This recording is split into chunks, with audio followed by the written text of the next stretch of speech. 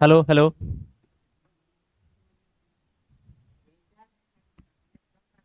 हाँ ठीक है, रहने दीजिए।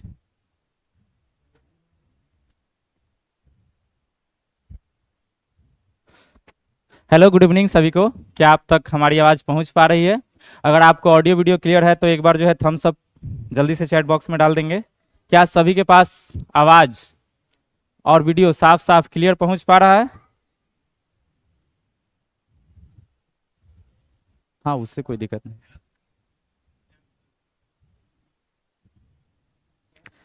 जल्दी जल्दी कमेंट कीजिएगा कि आवाज़ पहुंच पा रहा है सबको। कितना लेट होगा? नहीं, लेट नहीं होगा, आ गए हैं। अब लेट नहीं होगा। राधे राधे। राधे राधे सबको।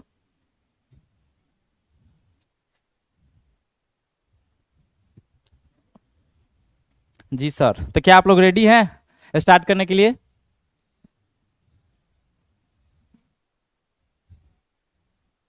हम आदित्य। हाँ आदित्य,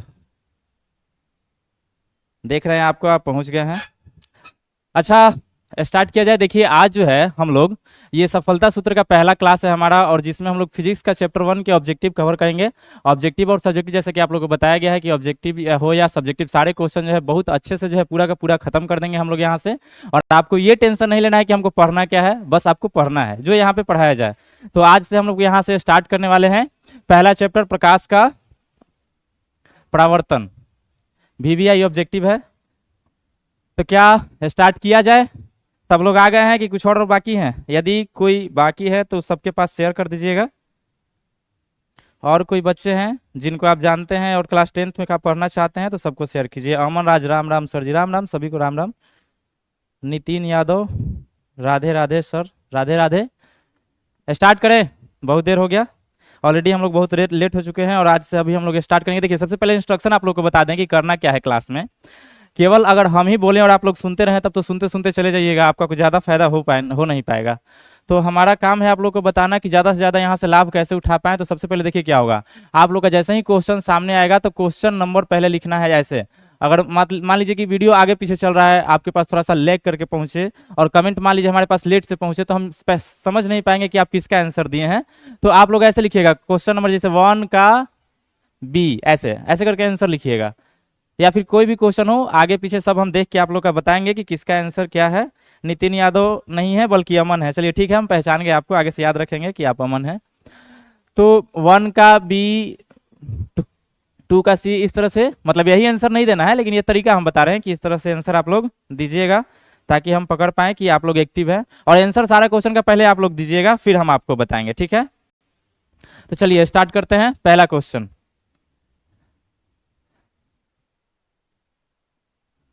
पहला क्वेश्चन देखिए आप लोग और बताइए इसका आंसर क्या होगा। पहला क्वेश्चन का आंसर बताइएगा।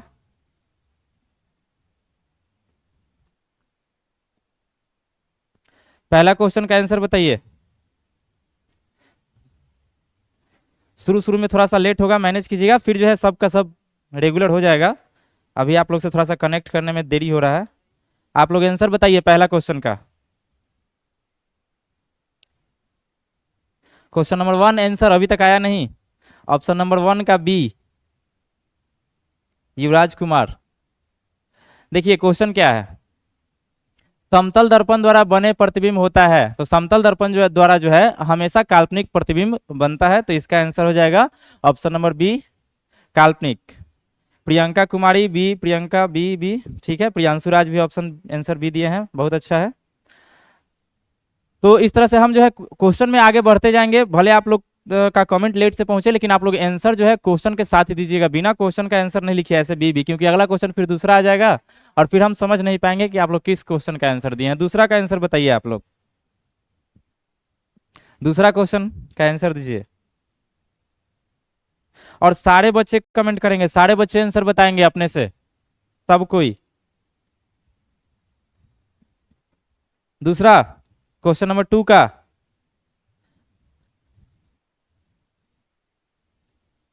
चलिए देखिए, निम्नलिखित में किस दर्पण द्वारा किसी वस्तु का वास्तविक प्रतिबिंब मिल सकता है। तो वास्तविक प्रतिबिंब किस में मिल सकता है बताइए।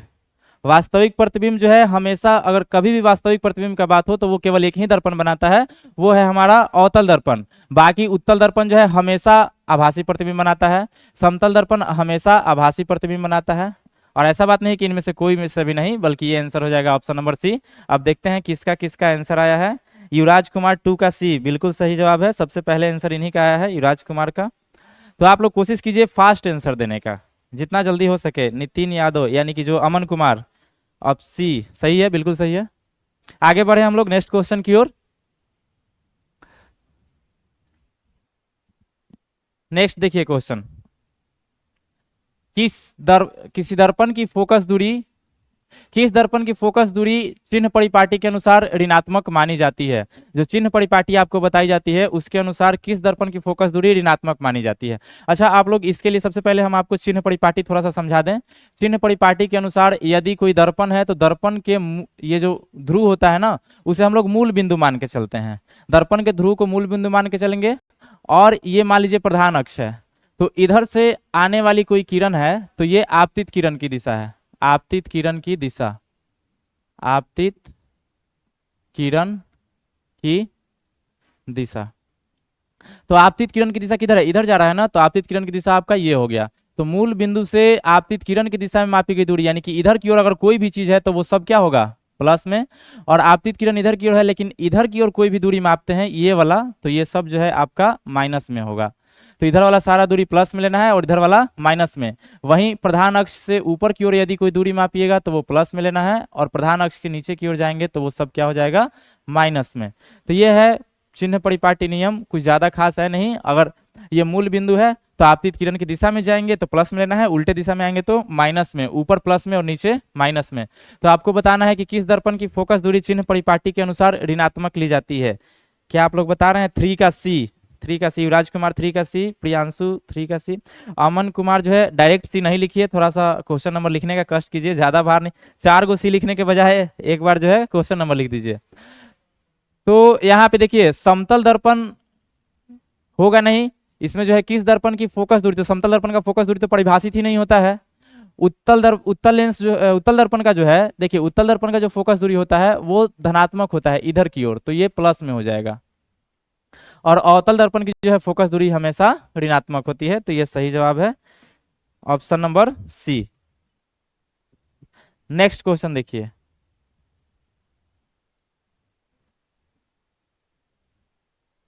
नई कार्तीय चिन्ह परिपाटी के अनुसार दर्पण के सामने रखे गए बिंब की बिंब दूरी ली जाती है। बताइए, इस क्वेश्चन का आंसर बताइए।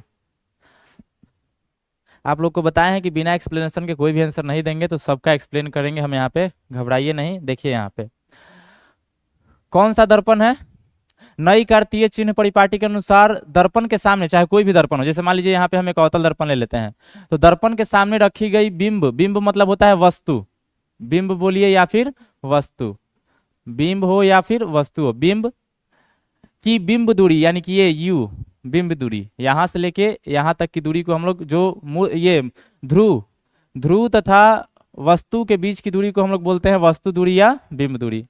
तो हम लोग जान रहे हैं कि किसी भी वस्तु को रखेंगे तो किरण आरेख खींचते दौरान वस्तु से ही किरण को ऐसे ले जाते हैं, तो हम देख पा रहे हैं कि किरण, आपतित किरण की जो दिशा है वो इधर की ओर है, हम दूरी किधर माप रहे हैं, इधर उल्टे दिशा में, तो ये जो है हमेशा ऋणात्मक होगा। तो इसलिए किसी भी दर्पण के सामने रखी गई वस्तु का जो बिंब दूरी है यानी वस्तु दूरी, वो हमेशा का हमेशा ऋणात्मक होगा। ऑप्शन नंबर बी सही आंसर है। अब देख लेते हैं किनका किनका सही आंसर है। 4 का ए, बिंब दूरी वस्तु दूरी है, बिंब प्रतिबिंब नहीं है, बिंब है। अमन कुमार, सन्नी गुप्ता है भैया, हाँ हेलो।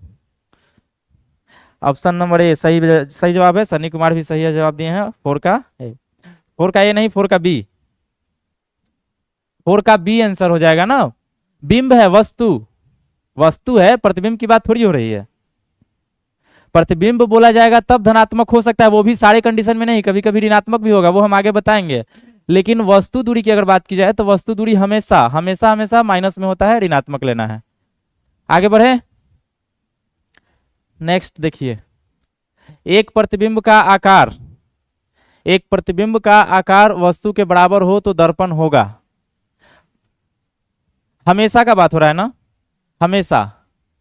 तो हमेशा बराबर प्रतिबिंब किस दर्पण में बनता है? तो वो है हमारा समतल दर्पण। समतल दर्पण के जो है विशेषता में बताया गया होगा कि समतल दर्पण में जो है प्रतिबिंब जो बनता है वो एक तो बात है कि उसमें आभासी प्रतिबिंब बनता है और हमेशा वस्तु के बराबर बनता है, कभी भी बड़ा छोटा नहीं बनेगा। समतल दर्पण से चाहे वस्तु को कितना भी दूर रखें या फिर कितना भी पास रखें, प्रतिबिंब हमेशा वस्तु के बराबर बनता है और उतना ही दूरी पर पीछे बनता है जितने दूरी पर सामने वस्तु रखी हुई होती है।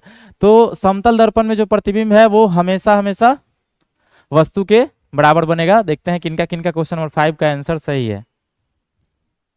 क्वेश्चन नंबर 5 का सी सही जवाब है युवराज कुमार। प्रियांशु राज, सर जी क्वेश्चन सही से नहीं दिख रहा है, थोड़ा जूम कीजिए। सही में सही से क्वेश्चन नहीं दिख रहा है? क्वेश्चन नहीं दिखाई दे रहा है? हमको तो यहाँ पे लग रहा है कि दिखाई दे रहा है। सब लोग बताइए एक बार तो, क्या क्वेश्चन सच में से आप लोग को दिखाई नहीं दे रहा है सही से? सन्नी गुप्ता आंसर सी है, बिल्कुल सही। आदित्य 5 का सी। अंजलि यादव 5 का सी सही है। आप लोग ऐसे ही आंसर देते रहिए। क्या वीडियो सही नहीं दिखाई दे रहा है? आप लोगों को क्वेश्चन सही से दिखाई नहीं दे रहा है? बोलिए। एक बच्चा का कमेंट आया कि जो है क्वेश्चन सही से नहीं दिख रहा है। जूम कीजिए, जूम करना पड़ेगा। हमें तो लग रहा है कि आउटपुट में सब ठीक लग रहा है, कोई दिक्कत नहीं है। आगे बढ़े? अब ठीक है, चलिए ठीक है। नेक्स्ट क्वेश्चन नंबर 6 देखिए। किसी दर्पण के सामने आप चाहे जितनी दूरी पर खड़े हो आपका प्रतिबिंब सीधा बनता है, संभवतः दर्पण है। बताइए कौन से दर्पण में आप कितना भी दूर खड़े हो जाएं प्रतिबिंब हमेशा सीधा बनेगा। अच्छा, ये आप लोग के लिए गूगली है, इसको आप जब तक आंसर नहीं बताइएगा तब तक हम नहीं बताएंगे। आप लोग अपने से बताइए, इसको हम एक्सप्लेन करेंगे इस चीज को। पहले आप बताइए, हम आपका इंतजार करते हैं थोड़ा सा। अगर आपको हड़बड़ी नहीं है तो, अगर ज्यादा लेट हो तो आप लोग एक बार कमेंट कर दीजिए कि थोड़ा जल्दी जल्दी सर, तो फिर हम स्पीड पकड़ लेंगे। आप बताइए इसका आंसर क्या होगा। क्वेश्चन नंबर 6 का ए केवल समतल। क्या आप लोग श्योर हैं इस बात से? और बच्चों का आंसर आने दीजिए। नितिन यानी अमन 6 का ए। चलिए थोड़ा सा इधर ध्यान दीजिए, थोड़ा सा गड़बड़ है यहाँ पे। दोनों दर्पण या तो समतल दर्पण हो, समतल दर्पण में तो आप लोग को पता ही है कि कितना भी दूरी पे हो प्रतिबिंब हमेशा सीधा बनता है। लेकिन समतल दर्पण का एक खास बात है कि सीधा के साथ साथ बराबर भी बनता है। लेकिन जो उत्तल दर्पण होता है ना, उत्तल दर्पण में भी प्रतिबिंब हमेशा सीधा बनता है, हमेशा। चाहे आप यहाँ पे वस्तु रखें, यहाँ पे कहीं भी वस्तु रख दीजिए, प्रतिबिंब हमेशा जो है सीधा ही बनेगा। लेकिन इसका खास बात यह है कि ये थोड़ा छोटा प्रतिबिंब बनाता है, लेकिन प्रतिबिंब समतल हो या अवतल दोनों दर्पण में हमेशा आभासी प्रतिबिंब बनेगा और हमेशा सीधा बनेगा। क्या आप लोग को यह बात समझ में आया? समतल और उत्तल, समतल प्लस उत्तल, इसका खास बात है कि हमेशा, देखो एक शब्द लगा दे रहे हैं हमेशा, इसमें कभी भी उल्टा प्रतिबिंब बन ही नहीं सकता है। हमेशा आभासी प्रतिबिंब बनेगा और प्लस सीधा होगा। इसमें किसी प्रकार का कभी परिवर्तन हो ही नहीं सकता है, हमेशा हमेशा आभासी और सीधा प्रतिबिंब बनेगा। क्लियर है आप सभी को? कुछ बच्चों का 6 का डी आने लगा। अंजलि यादव, ठीक है, 6 का डी। आदित्य 6 का डी। अमन 6 का डी। चलिए सही है। आगे बढ़े हम, आगे बढ़ाया जाए। Question number 7।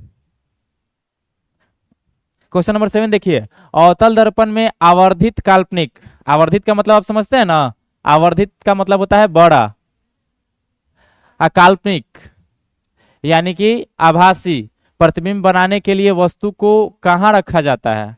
अवतल दर्पण में आभासी और बड़ा प्रतिबिंब प्राप्त करने के लिए वस्तु को कहां रखा जाता है? क्या सबको पता है? बताइए।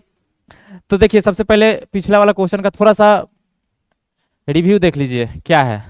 देखिए आभासी प्रतिबिंब इन दोनों में तो बनता ही है, लेकिन इन दोनों में हमेशा बनता है। एक बात याद रखिए कि समतल और उत्तल दर्पण में आभासी प्रतिबिंब हमेशा बनेगा, जबकि अवतल दर्पण में भी आभासी प्रतिबिंब बनेगा, अवतल दर्पण में, लेकिन विशेष परिस्थिति में।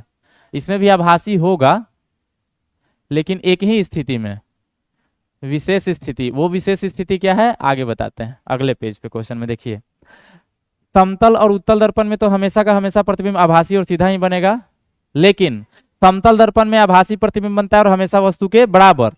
उत्तल दर्पण में आभासी प्रतिबिंब बनता है और हमेशा वस्तु से छोटा, उत्तल में छोटा समतल में बराबर। और जो अवतल दर्पण में आभासी प्रतिबिंब बनता है वो वस्तु से बड़ा होता है, लेकिन वो कंडीशन होना चाहिए। जैसे कि ये हमारा यदि अवतल दर्पण है तो ये प्रधान अक्ष, ये हो गया आपका ध्रुव, और ये हो गया फोकस दूरी, मुख्य फोकस। तो मुख्य फोकस और ध्रुव के बीच में यदि हम वस्तु को रखते हैं तो इसका प्रतिबिंब जो है आभासी तथा सीधा और वस्तु से बड़ा बनेगा। जैसे देखिए यहां से समांतर जाने वाली जो किरण होती है वो फोकस से होकर गुजरती है, इसको आगे हम ऐसे बढ़ाते हैं। और जो दूसरा किरण है ध्रुव के पास जाने वाली, वो आप लोग को बताया गया होगा कि ये परावर्तन नियम का पालन करते हुए वापस लौटती है, यानी कि ये एंगल आई है तो ये एंगल आर है। जब इसे हम पीछे की ओर ऐसे बढ़ाते हैं तो यहाँ पे प्रतिबिंब प्राप्त होता है जो कि आभासी, सीधा तथा वस्तु से बड़ा होता है। तो कहाँ रखना पड़ रहा है वस्तु को? फोकस तथा ध्रुव के बीच। तो इसका आंसर हो जाएगा 7 का। फोकस पर तो होगा नहीं, वक्रता केंद्र और फोकस के बीच नहीं है, गलत बात।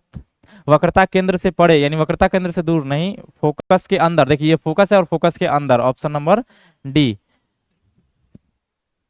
7 का ए, 7 का बी, 7 का ए, सब लोग फंस गए हैं इस क्वेश्चन में।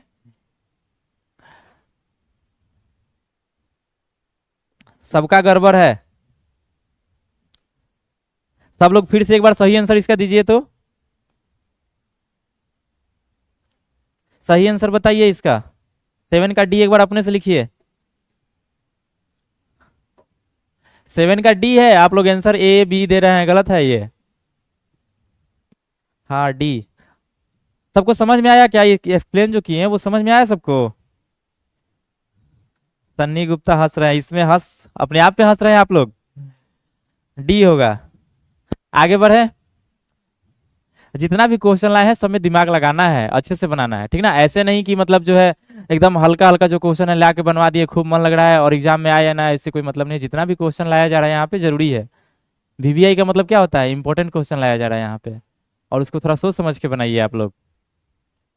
7 का डी सृष्टि कुमारी। चलिए अच्छा है, आगे बढ़ते हैं। 8वां नंबर क्वेश्चन देखिए आप लोग।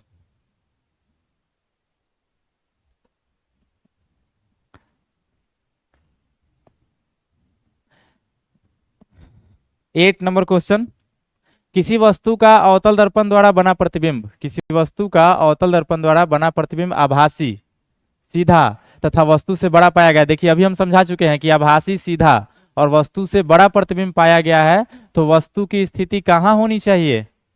इस टाइप का क्वेश्चन अभी हुआ है जस्ट, कहाँ होनी चाहिए?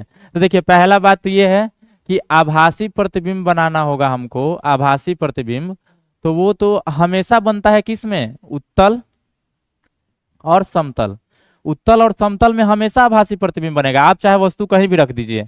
लेकिन खास बात क्या है कि उत्तल में जो है प्रतिबिंब छोटा बनता है और समतल में बराबर। बड़ा बनने का इसमें कोई गुंजाइश नहीं है। बड़ा कहाँ बनेगा? तो अवतल में, और वो भी एक विशेष परिस्थिति। कब? जब अवतल दर्पण में वस्तु को फोकस तथा वक्रता केंद्र, सॉरी वक्रता केंद्र नहीं, फोकस तथा ध्रुव के बीच रखा जाए। वस्तु को फोकस तथा ध्रुव के बीच रखा जाए तो इस कंडीशन में प्रतिबिंब जो है आभासी बनेगा, सीधा बनेगा तथा वस्तु से बड़ा बनेगा। 8 का आंसर अभी तक नहीं आया। 8 नंबर क्वेश्चन का आंसर बताइए आप लोग। 8 का डी, दर्पण के ध्रुव तथा मुख्य फोकस के बीच। अभिषेक यादव सही है, 8 का डी। युवराज कुमार 8 का डी सही जवाब है आप लोग का। नेक्स्ट क्वेश्चन देखिए। कमेंट थोड़ा फास्ट कीजिए। सन्नी गुप्ता 8 का डी। सन्नी कुमार पिछुआ कैसे जा रहा है? फास्ट रहो।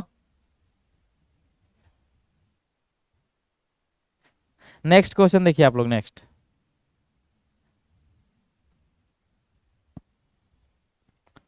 अगला क्वेश्चन है, उत्तल दर्पण द्वारा बना प्रतिबिंब होता है।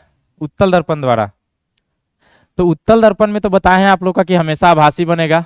एक ही बात बार बार रिपीट हो रहा है, कॉन्सेप्ट सेम है। उत्तल दर्पण में जो है, उत्तल दर्पण में हमेशा आभासी, और आभासी हमेशा कैसा होता है? सीधा। आभासी प्रतिबिंब हमेशा सीधा बनता है और उत्तल दर्पण में आभासी प्रतिबिंब ही बनता है। तो उत्तल दर्पण द्वारा बना प्रतिबिंब होता है हमेशा सीधा। हमेशा उल्टा होता है क्या? नहीं, हमेशा क्या, कभी भी उल्टा नहीं होता है। और कभी भी उल्टा रहा है तो वो गलत है, क्योंकि हमेशा हमेशा सीधा ही होता है। इनमें से कोई नहीं होगा। ये ऑप्शन नंबर ए, हमेशा हमेशा सीधा।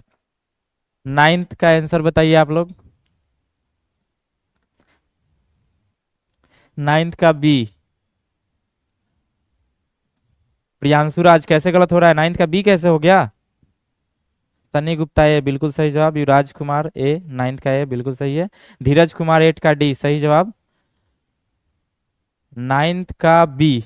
ठीक, नाइन्थ का बी कैसे हो सकता है? नाइन्थ का ए है। नाइन्थ का ए है। हाँ सही है, चलिए आगे बढ़ते हैं हम। आप लोग ऐसे ही कमेंट करते रहिए। नेक्स्ट, गोलीय दर्पण द्वारा बने प्रतिबिंब का आवर्धन ऋणात्मक हो तो प्राप्त प्रतिबिंब कैसा है? आवर्धन के बारे में थोड़ा सा पढ़ा दें आप लोग को। क्वेश्चन एक बार पढ़ लीजिए, फिर हम पहले आवर्धन पढ़ाते हैं। देखिए आवर्धन होता क्या है। आवर्धन, आवर्धन क्या होता है? तो प्रतिबिंब की ऊंचाई, प्रतिबिंब की ऊंचाई तथा वस्तु की ऊंचाई, वस्तु की ऊंचाई, इन दोनों के अनुपात को, प्रतिबिंब की ऊंचाई तथा वस्तु के ऊंचाई के अनुपात को ही हम लोग क्या बोलते हैं? आवर्धन।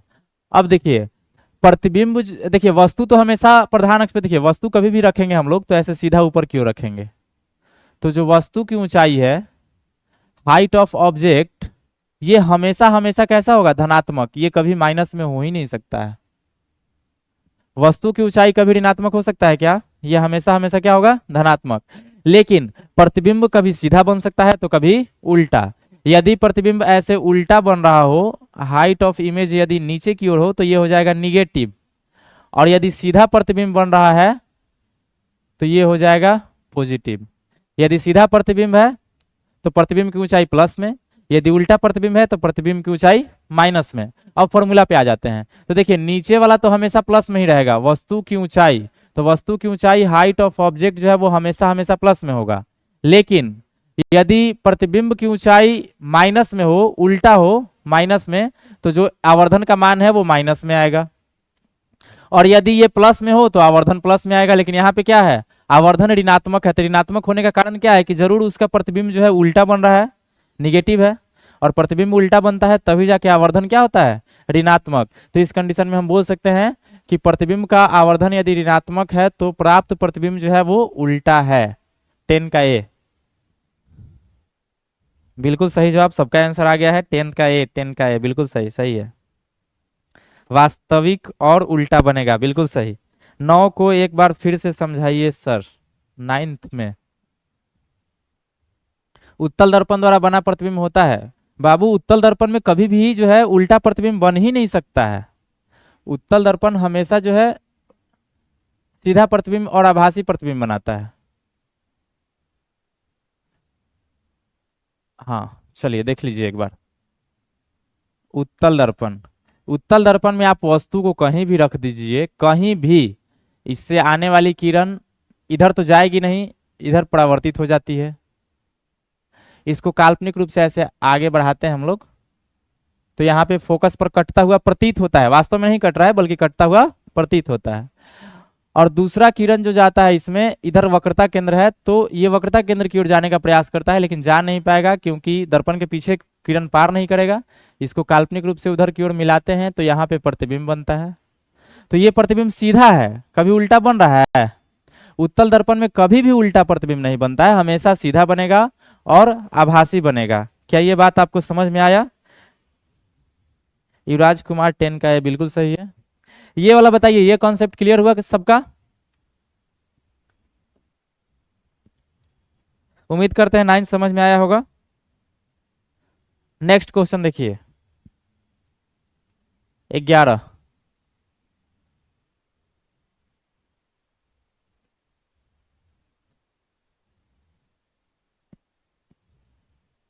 ग्यारह नंबर देखिए।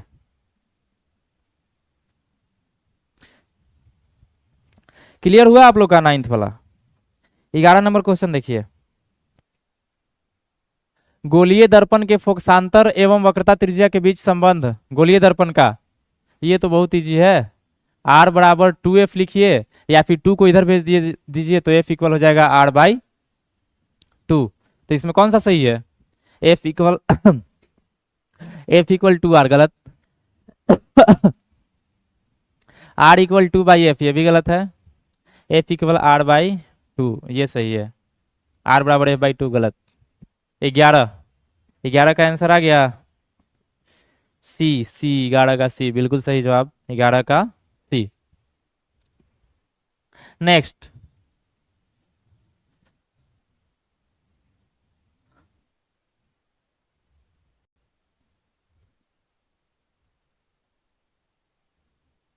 आप लोग 12 नंबर क्वेश्चन को बनाइए, थोड़ा सा हम आप पानी पी लेते हैं।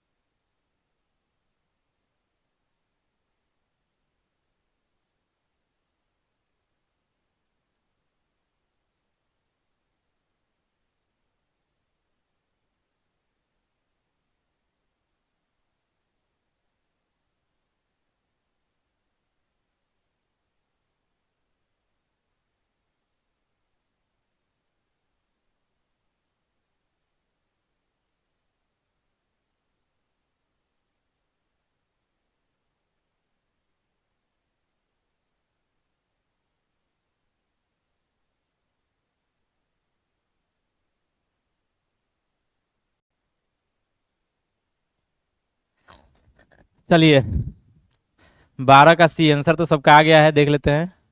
वक्रता त्रिज्या 1 मीटर की अवतल दर्पण की फोकस दूरी होगी। अवतल दर्पण की फोकस दूरी 1 मीटर है तो आधा हो जाएगा ना 50 सेंटीमीटर। 50 मिलीमीटर नहीं, मीटर में भी नहीं, इनमें से कोई नहीं, 50 सेंटीमीटर। और एक चीज और ध्यान दीजिएगा, यहाँ पे चिन्ह नहीं दिया हुआ था कि प्लस में या माइनस में, तो ध्यान रखिएगा जहां भी अवतल दर्पण की बात आए तो अवतल दर्पण की जो फोकस होती है वो ऋणात्मक होती है।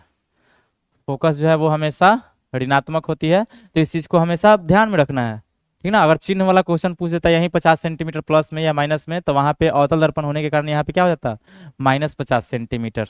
आगे बढ़ते हैं, इसमें लगभग सभी बच्चों का आंसर आ गया है।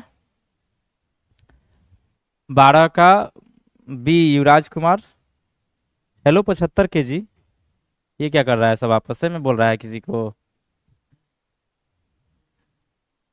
खगेश कुमार सी, सी नहीं होगा, बी होगा। 50 मीटर कैसे हो सकता है? 1 मीटर का आधा 50 मीटर होता है। 12 का बी रोशन यादव, चलिए अच्छा है। अमन कुमार बी। नेक्स्ट, दाढ़ी बनाने में कौन सा दर्पण यूज होता है? दाढ़ी बनाने में कौन सा दर्पण यूज होता है? बताइए आप लोग जल्दी, थोड़ा फास्ट कमेंट कीजिए। दाढ़ी बनाने में कौन सा दर्पण, ये तो कम से कम समझाने वाला क्वेश्चन नहीं है।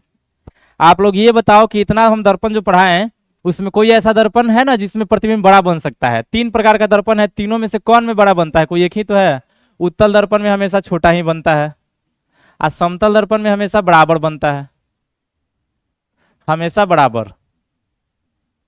एक अवतल ही है जो बड़ा प्रतिबिंब बना सकता है, बड़ा, छोटा और बराबर, सब तरह का प्रतिबिंब कौन बनाता है? अवतल दर्पण। तो हम छोटा प्रतिबिंब प्राप्त करके क्या करेंगे? दाढ़ी बनाना है तो बड़ा प्रतिबिंब दिखाई देगा तब ना ठीक रहेगा, बाल काटने में आसानी होगी। बड़ा होना चाहिए, बराबर से भी कोई फर्क नहीं पड़ेगा। तो जो ज्यादा उपयुक्त होता है दाढ़ी बनाने के लिए वो होता है अवतल दर्पण। अवतल दर्पण जो है ज्यादा जरूरी है। ये ऑप्शन नंबर सी सही आंसर। सी 13 का सी, रोशन यादव 13 का सी, अभिषेक 18 का सी, बिल्कुल सही जवाब है। आगे बढ़ते हैं हम लोग। नेक्स्ट क्वेश्चन 14, अवतल दर्पण की फोकस दूरी उसकी वक्रता त्रिज्या की, बताइए। तो ये क्वेश्चन हल्का सा पूजा यादव सी। बाबू नंबर लिखे बिना ABCD मत लिखिए, नहीं तो क्या होता है कि क्वेश्चन आगे बढ़ जाता है और हम ABCD समझ लेते हैं आगे वाला का, आप लोग लिखे होते हैं पिछले क्वेश्चन का, तो समझने में थोड़ा सा दिक्कत होता है। हाँ धीरज कुमार 13 का सी बिल्कुल सही। आप लोग ये बताइए कि अवतल दर्पण की फोकस दूरी यानी कि F, उसकी वक्रता त्रिज्या की होती है, यानी वक्रता त्रिज्या की कितना गुना, दुगुना की, आधा की, चौथाई की, बराबर। तो जो फोकस दूरी है वो वक्रता त्रिज्या का 1/2 गुना होता है, मतलब आधा। आधा। यही क्वेश्चन अगर उल्टा पूछा जाता कि वक्रता त्रिज्या यानी कि R, वक्रता त्रिज्या फोकस दूरी के कितना गुना है, फोकस दूरी के कितना गुना, तो यहां पे हम बोलते दुगना। लेकिन हमसे क्वेश्चन पूछा गया था कि फोकस दूरी जो है वक्रता त्रिज्या कितना है, तो बताना है आधा, आधी। ऑप्शन बी 14 का आंसर आया। 14 का ए बोल रहे हैं आप लोग। फोकस दूरी की बात हो रही है तो वो वक्रता त्रिज्या के आधा, फोकस दूरी जो है वक्रता त्रिज्या के आधा ना। अंजलि 14 का भी ठीक है। धीरज कुमार 14 का ए कैसे हो सकता है? 14 का बी। हाँ ठीक है, युवराज कुमार 14 का भी। अगर हम किसी क्वेश्चन को बता के आगे बढ़ जाए और आप लोग को कोई कंफ्यूजन रह भी जाए तो एक बार बोल दीजिएगा, हम उसको पीछे आके रिपीट कर देंगे। सन्नी गुप्ता 14 का बी ठीक है। नेक्स्ट, साइड मिरर के रूप में निम्नलिखित में कौन प्रयुक्त होता है? साइड मिरर के रूप में निम्नलिखित में कौन प्रयुक्त होता है बताइए। 15 नंबर क्वेश्चन।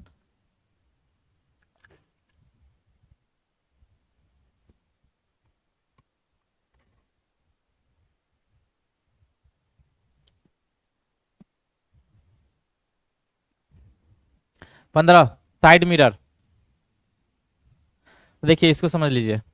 साइड मिरर का मतलब होता है, सबसे पहले गाड़ी में जो साइड में आईना लगा होता है देखने के लिए, उसी को बोलते हैं साइड मिरर। और उसमें क्या होता है कि हम चाहते हैं कि गाड़ी के बगल में जो है ना आईना देख रहे हैं जिसमें, उसमें हमें दूर तक की गाड़ियां दिखाई दे, पीछे जो दूर तक गाड़ी दूर से भी आ रहा है वो भी दिखाई दे। तो ज्यादा क्षेत्र का निर्माण किस दर्पण में होगा? जिसमें छोटा छोटा प्रतिबिंब बनेगा। जिस दर्पण में छोटा प्रतिबिंब बनेगा वो ज्यादा जगह एरिया कवर कर सकता है, और बड़ा प्रतिबिंब बनेगा तो छोटा चीज का ही ना बनेगा। जैसे आप लोग किसी चीज का मोबाइल से फोटो खींचते हैं तो पास से हटा के खींचिएगा तो बड़ा प्रतिबिंब प्राप्त करने के चक्कर में ज्यादा एरिया का फोटो नहीं खिंचाएगा, और दूर से खींचिएगा तो छोटा छोटा मिलेगा लेकिन ज्यादा एरिया कवर होगा। तो ठीक उसी प्रकार यदि कोई दर्पण छोटा प्रतिबिंब बना रहा है तो वो ज्यादा एरिया को कवर करेगा। उत्तल दर्पण ऐसा काम करता है, उत्तल दर्पण में प्रतिबिंब छोटा बनता है और दूर तक के एरिया को कवर करता है। इसलिए जो है गाड़ियों के साइड मिरर में उत्तल दर्पण का उपयोग किया जाता है, ताकि पीछे से दूर से भी यदि कोई गाड़ी आ रहा है तो हमें दिखाई दे। नहीं तो अचानक कोई गाड़ी दिखाई दे, पता चला एक बार लड़ गया तो दिक्कत हो जाएगा। तो 15 का हो जाएगा उत्तल दर्पण ए। आंसर भी आ गया है आप लोग का। अंजलि 15 का ए, स्वाति 15 का ए, अमन 15 का ए, सबका आ गया है। पूजा यादव 15 का ए, अमन 15 का ए, सन्नी गुप्ता 15 का बी बोल रहा है। ये कैसे हो सकता है? थोड़ा ध्यान दीजिए, 15 का बी कैसे हो सकता है? 15 का ए बिल्कुल सही। आगे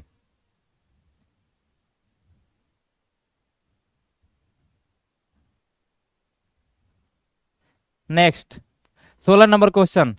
दर्पण की चौड़ाई को क्या कहा जाता है? ये थोड़ा अलग लैंग्वेज में है, हालांकि बात वही है जो आप लोग पढ़े होंगे, लेकिन दर्पण की चौड़ाई को क्या कहा जाता है आप लोग बताइए। दर्पण की चौड़ाई देखिए समझते हैं इस चीज को पहले। दर्पण जो है ना वो समझिए तो एक कटोरे के समान है जो ज्यादा गहरा नहीं है। हालांकि कोई कोई दर्पण गहरा भी हो सकता है, ऐसे यही तो होता है दर्पण। डिश की जो छतरी है वो भी एक दर्पण है। अगर हम विजुअलाइज करें, दैनिक जीवन में देखें कि दर्पण कैसा होता है, तो एक तो समतल दर्पण जो हम लोग देखते हैं, और अवतल दर्पण की बात की जाए तो जो डिश की छतरी है वो अवतल दर्पण के रूप में है। तो ये अवतल दर्पण की चौड़ाई का मतलब होता है, ये देखिए ये जो किनारा है ना वो वृत्त के समान होता है। कोई भी जो उत्तल हो या अवतल दर्पण, जिसको हम गोलीय दर्पण कहते हैं, गोलीय दर्पण के किनारे जो होते हैं वो वृत्त के समान होते हैं। ये एक वृत्त है।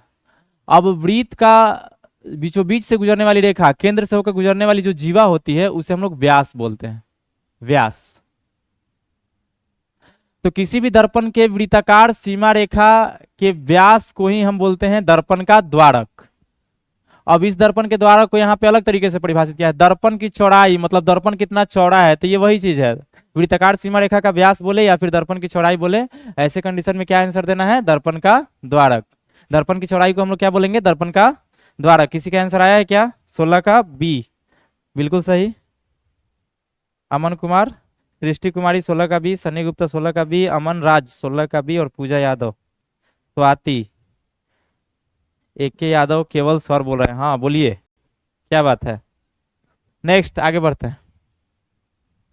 ओह, बंद हो गया।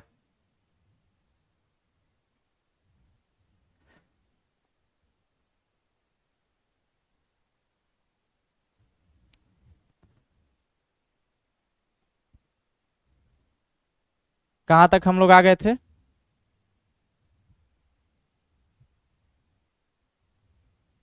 16 का हो गया है। 1 मिनट वेट कीजिएगा, बाकी का क्वेश्चन से यहाँ पे लाना पड़ेगा हमको, गलती से कट गया।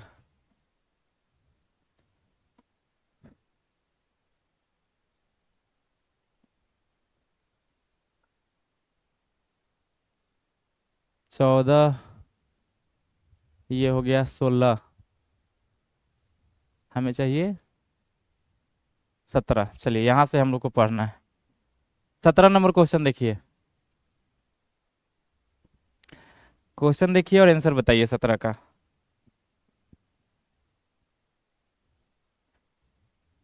आप लोग को एक पोल गया होगा, इसका जवाब दीजिएगा।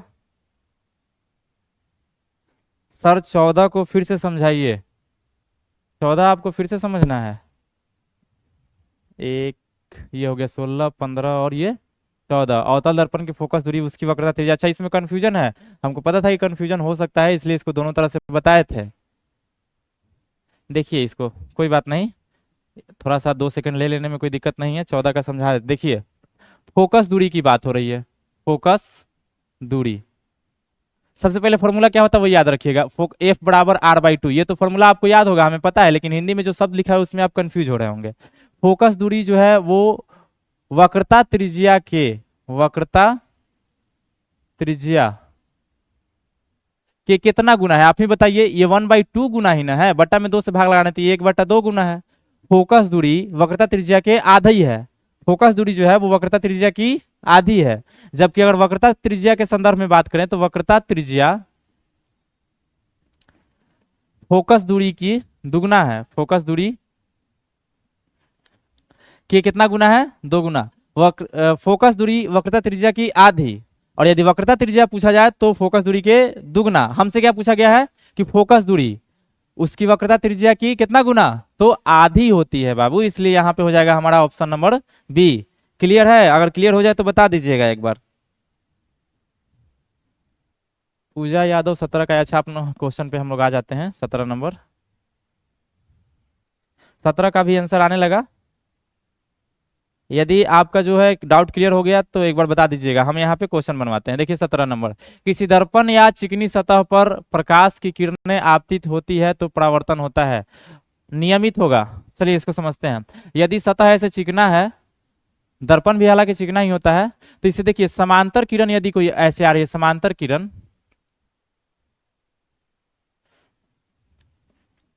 आने वाली, ये समांतर किरणें जो है परावर्तन के बाद भी एक दूसरे के समांतर ही होती है, और इसी को देख के हम पता करते हैं कि परावर्तन जो है नियमित हुआ है कि अनियमित। वहीं अगर ऐसे उभर खाबर रहेगा जगह, तो आने वाली किरण अगर यहाँ टकराती है तो ऐसे भाग जाती है, ऐसे आती है इधर तो इधर उड़ जाती है। तो ये परावर्तन ये किरणें जो है आते हुए तो समांतर थी, लेकिन परावर्तन के बाद जो है विभिन्न दिशाओं में फैल गई, तो ये कहलाएगा अनियमित परावर्तन, अनियमित परावर्तन। और ये है आपका नियमित परावर्तन। समांतर आने वाली किरणें यदि परावर्तन के बाद भी समांतर है तो नियमित, समांतर आने वाली किरणें यदि परावर्तन के बाद विभिन्न दिशाओं में फैलने लगे तो वो हो जाएगा अनियमित। तो 17 का आंसर हो जाएगा ए। सभी का आंसर आ गया है, बिल्कुल। 17 का बी। धीरज कुमार, बार बार आपका गड़बड़ कैसे हो जा रहा है, एक बार ध्यान दीजिए इस चीज में। 17 का जो है ए होगा।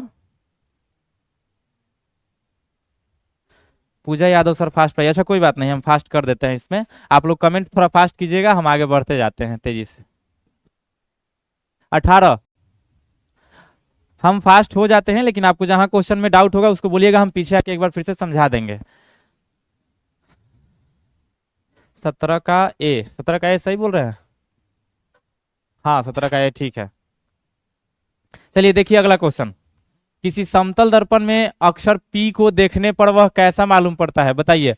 समतल दर्पण ऐसे होता है ना, तो समतल दर्पण में यहाँ पे यदि हम P को ऐसे लिखेंगे तो हम लोग को तो पता है कि जब भी हम दर्पण के सामने जाते हैं तो हमारा दायां चीज बायां दिखाई देता है और बायां चीज जो है दायां दिखाई देता है। अब इसको हम दर्पण के सामने रखेंगे तो ये उल्टा हो जाएगा, ऐसे ऐसे। तो किसके समान दिखेगा आप लोग बताओ?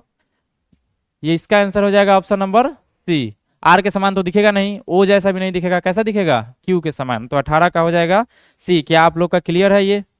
18 का सी।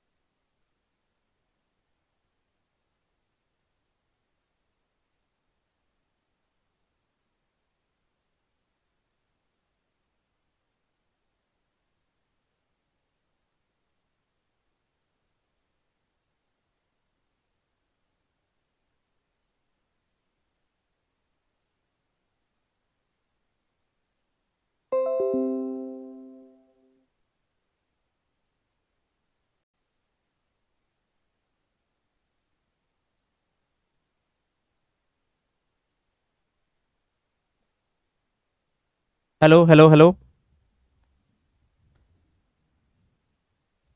Hello hello hello. आवाज ठीक है अब?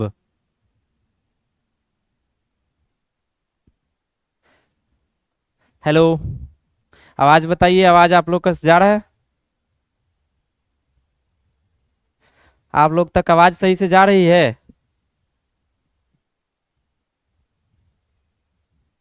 आवाज क्लियर हुआ? पहले कमेंट करके जल्दी से बताइए।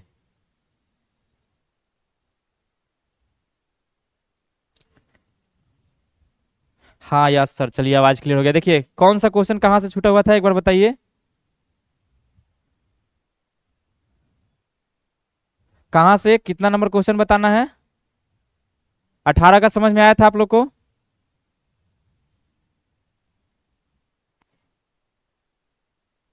कहाँ तक हो गया था ये बताइए, कहाँ तक आप आवाज सुने थे? 19 नंबर देख लीजिए एक बार। अगर पीछे वाला कोई आवाज नहीं गया होगा तो भी बताइएगा, हम रिपीट कर देंगे। यदि हम किसी भी दर्पण के लिए फोकस दूरी निर्धारित करना चाहते हैं तो उसके लिए हमको वस्तु दूरी पता होना चाहिए और प्रतिबिंब दूरी पता होना चाहिए। प्रतिबिंब कैसे मिलेगा? तो जो दर्पण है और उससे उसके सामने जो पर्दा लगा हुआ है, पर्दे पर ना प्रतिबिंब बनेगा। तो दर्पण और पर्दे के बीच की दूरी मापेंगे तो हमारा प्रतिबिंब दूरी मिल जाएगा, और दर्पण तथा वस्तु के बीच की दूरी को मापेंगे तो हमें वस्तु दूरी मिल जाएगा। और वस्तु दूरी और प्रतिबिंब दूरी दोनों पता कर लेंगे तो हम क्या निर्धारित कर सकते हैं, फोकस दूरी। तो इसलिए हमें दोनों मापने की जरूरत है। फोकस दूरी बताने के लिए हमें दर्पण तथा पर्दे के बीच की दूरी भी बताना है और दर्पण तथा बिंब के बीच की दूरी को भी बताना है, तो इसलिए इसका आंसर हो जाएगा सी। क्लियर है? 19 का सी बिल्कुल सही जवाब सबका आ रहा है।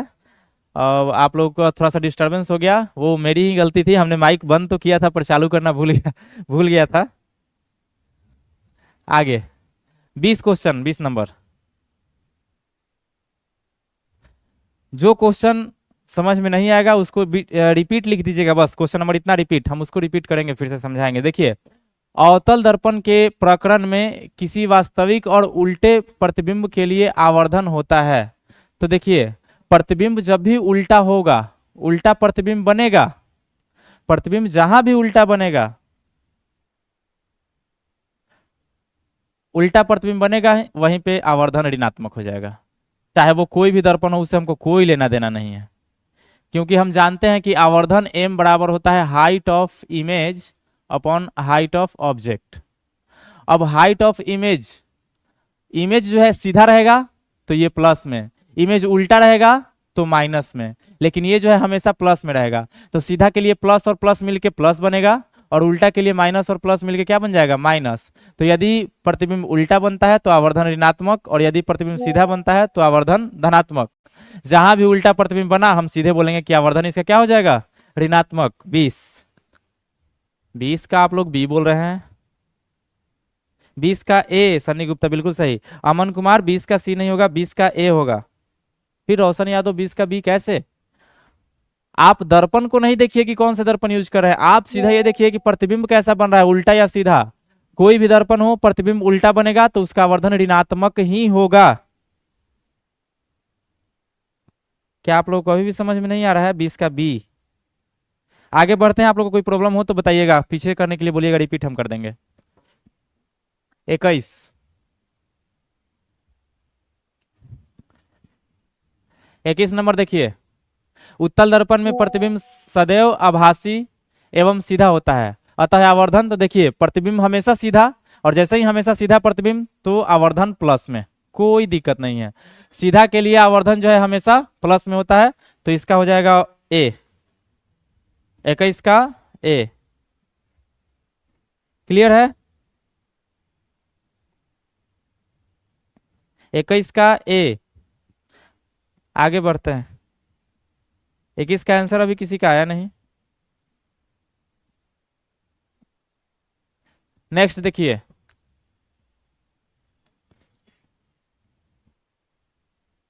ठीक है, 21 का ए सन्नी गुप्ता, नितिन यानी अमन कुमार, 21 का है, ठीक है।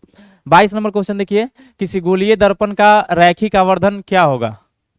तो गोलीय दर्पण का रैखिक से कंफ्यूज नहीं होना है, आप लोग को रैखिक आवर्धन ही पढ़ना है 10th क्लास में, कोणीय आवर्धन 12th में पढ़ना होता है। तो रैखिक देख के कंफ्यूज नहीं होइएगा, आवर्धन का फॉर्मूला बस बता देना है।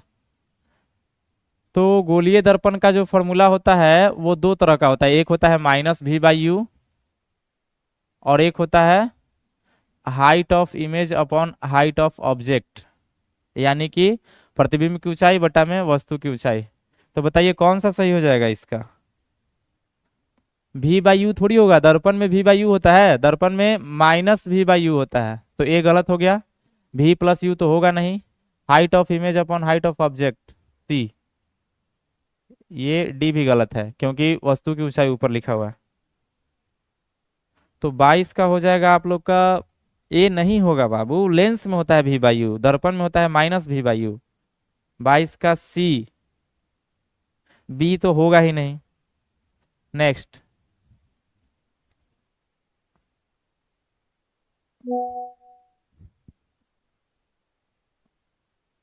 वास्तविक वस्तु का हमेशा सीधा प्रतिबिंब बनाने वाला दर्पण होता है। आप लोग फिर से पहले वाला याद कीजिए जो बताए थे, हमेशा सीधा प्रतिबिंब कौन कौन से दर्पण में बनता है? हमेशा सीधा, हमेशा सीधा की बात की जाए तो समतल दर्पण में भी हमेशा सीधा बनता है, हमेशा सीधा, समतल दर्पण में हमेशा सीधा और प्लस बराबर, समतल दर्पण में हमेशा सीधा प्लस बराबर, उत्तल दर्पण में हमेशा सीधा प्लस वस्तु से छोटा, और अवतल दर्पण का तो बात ही छोड़िए, उसमें आभासी, सीधा, उल्टा, वास्तविक सब तरह का बनता है। तो 23 का अगर बात की जाए तो वास्तविक वस्तु का हमेशा सीधा प्रतिबिंब बनाने वाला दर्पण कौन सा है, तो इसमें अवतल आ गया जो कि हमेशा सीधा नहीं बनाता है, इसमें भी अवतल आ गया जो कि हमेशा सीधा नहीं बनाता है, और इसमें भी अवतल आ गया जो हमेशा सीधा नहीं बनता है। हमेशा सीधा केवल समतल और उत्तल में बनता है। देखिए हमेशा सीधा बनेगा। इसमें कोई दिक्कत होगा तो बोलिएगा, इसको रिपीट समझाया जाएगा। आगे बढ़ते हैं। 24 रोशन यादव 23 का बी नहीं होगा, 23 का ए। सन्नी गुप्ता 23 का ए सही है। अमर राज भी 23 का ए बोल रहे हैं, ठीक है। 18 को रिपीट करिए सर, आप मेरा कमेंट क्यों नहीं पढ़ रहे हैं, हम लाइव से बाहर जा रहे हैं। क्यों, आपका कमेंट पढ़ तो रहे हैं, नहीं पढ़ बाबू, सामने आएगा तो पढ़ेंगे ही, क्यों नहीं पढ़ेंगे। कितना नंबर बोले आप, 18। 18 को रिपीट करना है। 18 दर्पण के सामने आप पी अक्षर को रखिए, उल्टा ही ना दिखेगा, इधर वाला लेफ्ट वाला राइट, राइट वाला लेफ्ट दिखेगा दर्पण के सामने। तो पी को अगर तुम उल्टा देखते हो, यानी पी का अगर उल्टा निकाला जाए इसे यहां से ऐसे, तो ये इधर इधर वाला उधर चला जाएगा और आगे वाला ऐसे, तो क्यों ही बनेगा ना। पी को दर्पण में देखोगे तो उल्टा दिखाई देगा, पार्श्व परिवर्तन, बायां वाला दायां दिखाई देगा और दायां वाला बायां। तो इसके कारण जो है ये उल्टा दिखाई देगा, बायां वाला दायां दिखाई देगा, दायां वाला बायां। तो पी कभी आर थोड़ी हो जाएगा, दर्पण में देखोगे तो नहीं वो होगा, वो किसके जैसा दिखाई देगा। अच्छा टिक ओ में लगा दिए थे इसलिए बोल रहे हैं, क्यू के जैसा दिखाई देगा, क्यू के जैसा बताए होंगे उस समय, क्यों ही थोड़ा टिक करते समय ध्यान नहीं रहा, गलती से ये हो गया। 20, 21, 22, 23 भी हो गया है। 24, 24 देखिए,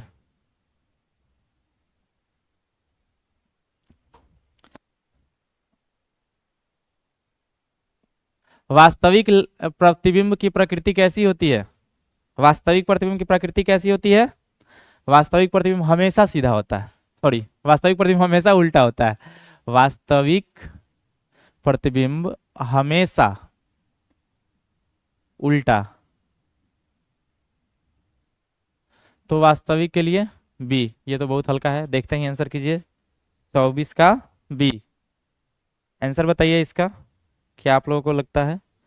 25 देखिए,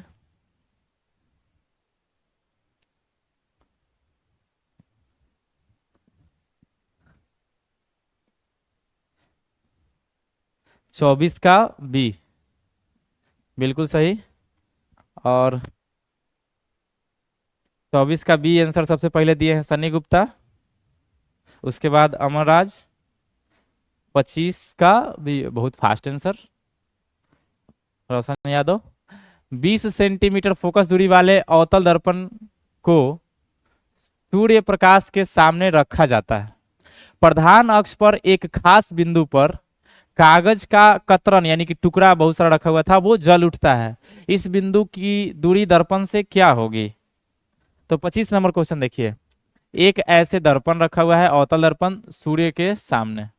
अब इससे आने वाली सारी किरणें जो है, ये प्रधान अक्ष पे मान लीजिए, तो आने वाली सभी किरणें जो है दर्पण से टकरा के कहाँ एकत्रित होगी, जिस बिंदु पे एकत्रित होगी उसी बिंदु को हम लोग क्या बोलते हैं, फोकस। फोकस, और हम लोग जानते हैं कि जो फोकस दूरी होता है, फोकस दूरी वो वक्रता त्रिज्या के आधा होता है। फोकस दूरी जो है वो वक्रता त्रिज्या के आधी होती है, तो इसलिए देखिए इसका वक्रता त्रिज्या कितना है, 20 सेंटीमीटर। और जो कागज का टुकड़ा जल उठा, कारण क्या है, सूर्य से आने वाली सभी किरणें फोकस पर एकत्रित हुई और यहाँ पे ताप ज्यादा उत्पन्न होता है, और ज्यादा ताप उत्पन्न होने के कारण यहाँ पे जो छोटे छोटे टुकड़ा कागज का रखे हुए थे वो जल उठता है। तो हमें इन सभी से मतलब नहीं है कि हुआ क्या, बस कहाँ रखा हुआ था तो ये मैटर करता है। तो ये फोकस दूरी पर ऐसा होता है, और दर्पण तथा फोकस के बीच की जो दूरी होती है वो फोकस दूरी कहलाती है। और फोकस दूरी जो है वो वक्रता त्रिज्या की आधी होती है। वक्रता त्रिज्या यदि 20 है तो फोकस दूरी क्या हो जाएगा, 10 सेंटीमीटर। तो 25 का आंसर सबने बताया, 25 का भी बिल्कुल आप लोग सही समझे थे, कोई दिक्कत नहीं है। 26 पे आते हैं।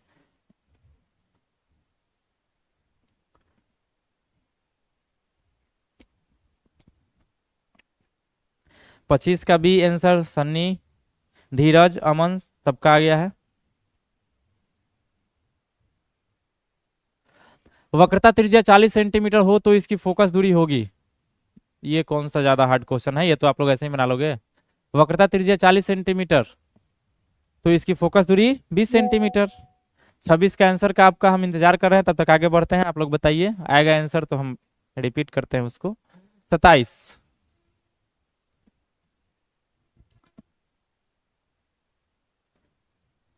मुख्य अक्ष दर्पण के ध्रुव पर क्या होता है?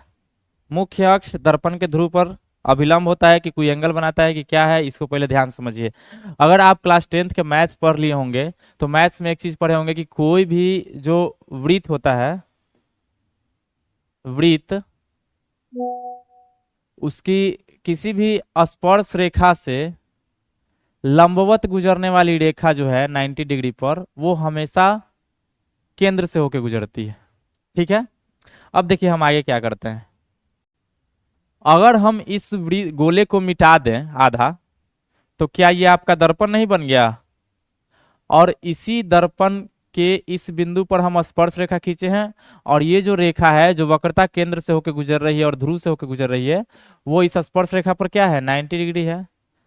तो हमेशा ये बोलेंगे हम कि जो प्रधान अक्ष होता है वो ध्रुव पर 90 डिग्री का एंगल बनाता है। जैसे आप लोग जानते हैं कि देखिए सीधी रेखा पर ऐसे 90 डिग्री पर कोई चीज आएगा तो हम बोलेंगे कि एक दूसरे पर लंब है, लेकिन वक्र पर भी लंब डाला जाता है। वो कैसे पता किया जाता है कि लंब है कि नहीं? तो इसे लाइन खींच दीजिए, इस पर एक स्पर्श रेखा खींची जाती है। अगर ये 90 डिग्री बना रहा है तो बोलेंगे कि ये जो है इस वक्र पर लंब है। तो ठीक उसी प्रकार जो हमारा प्रधान अक्ष होता है वो दर्पण के ध्रुव पर लंब होता है, अभिलंब होता है। ठीक है, 45 डिग्री कोण पर नहीं होता है, ना ही 180 ना ही 135। क्या आप लोग आंसर दिए थे इसका? 27 का, 27 का कोई ए बोल रहे हैं, कोई सी बोल रहे हैं। ए होगा आंसर इसका। ठीक है, कोई दिक्कत नहीं है, 27 का ए। नेक्स्ट 28, 28 नंबर क्वेश्चन देखिए।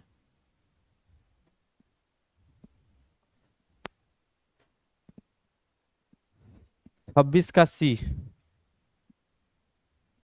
26 में कोई प्रॉब्लम है क्या? आप लोग फिर से कमेंट लेट से इतना क्यों आ रहा है? 26 का सी, हाँ ठीक है, कोई दिक्कत नहीं है। 28 देखिए, मुख्य अक्ष के समांतर चलने वाली प्रकाश की जो किरणें हैं वो अवतल दर्पण से परावर्तन के बाद मुख्य अक्ष के एक बिंदु से होकर गुजरती है, और उस बिंदु को हम लोग क्या बोलते हैं? मुख्य अक्ष के समांतर आने वाली किरण। जैसे देखिए ये आपका दर्पण हो गया, और ये मुख्य अक्ष है या फिर प्रधान अक्ष, इसके समांतर आने वाली किरण जो है ऐसे परावर्तन के बाद जिस बिंदु से गुजरती है या गुजरती हुई प्रतीत होती है उसे हम लोग क्या बोलते हैं? मुख्य फोकस। मुख्य फोकस। तो इसे हम लोग बोलेंगे फोकस, कोई दिक्कत नहीं है। 28 का सी। 28 का ए वक्रता केंद्र नहीं होगा, गलत है। 28 का बी प्रकाशीय केंद्र, सनी गुप्ता गलत आंसर है। धीरज कुमार 27 का ए, 27 का ए बिल्कुल ठीक है। 28 पे आ जाइए अब। 28 का बी, 28 का ए। 28 का ए कैसे होगा? वक्रता केंद्र नहीं कहेंगे उसको, फोकस दूरी, फोकस बोलते हैं, मुख्य फोकस। फिर से अभिषेक यादव बोल रहे हैं 28 का ए। 28 का सी होगा, 28 का सी। यहाँ पे देखिए प्रधान अक्ष के समांतर आने वाली किरण फोकस से होकर गुजरती है, मुख्य फोकस से। तो जिस बिंदु से होकर गुजर रही है उस बिंदु को हम क्या बोलेंगे? दर्पण का फोकस। 28 का सी, अमन राज। ठीक है, अगर डाउट रहेगा तो आप लोग लिखिएगा रिपीट, और डाउट नहीं है तो आप लोग समझ जाइए, कोई बात नहीं। अगर आपसे गलती हो रहा है तो आगे से गलती नहीं करना है, यही तो आप लोग को याद दिलाना है, याद ही करवाने तो आए हैं। 28 का सी, सन्नी गुप्ता। ठीक है, किस दर्पण का दृष्टि क्षेत्र बड़ा होता है? इस पे हम थोड़ा देर पहले बात किए थे कि जिसमें छोटा प्रतिबिंब बनता है वो ज्यादा एरिया कवर कर सकता है, और जिसमें बड़ा प्रतिबिंब बनता है वो कम एरिया कवर करता है। तो छोटा प्रतिबिंब बनाने वाला ही बड़ा क्षेत्र कवर करेगा। तो दृष्टि क्षेत्र उसी का बड़ा होगा जो छोटा प्रतिबिंब बनाएगा। ठीक है, तो छोटा प्रतिबिंब किसमें बनता है? हमेशा छोटा प्रतिबिंब किसमें बनता है?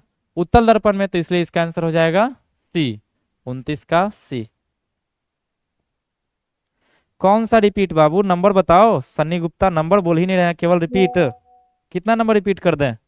ये 28, 29 आप लोग आंसर दीजिए तब तक। 29 का सी ठीक है। 28 नंबर देखो क्या है, चाहे आपका कोई भी दर्पण हो, 28 नंबर देखिए, मुख्य अक्ष के समांतर चलने वाली प्रकाश की किरण।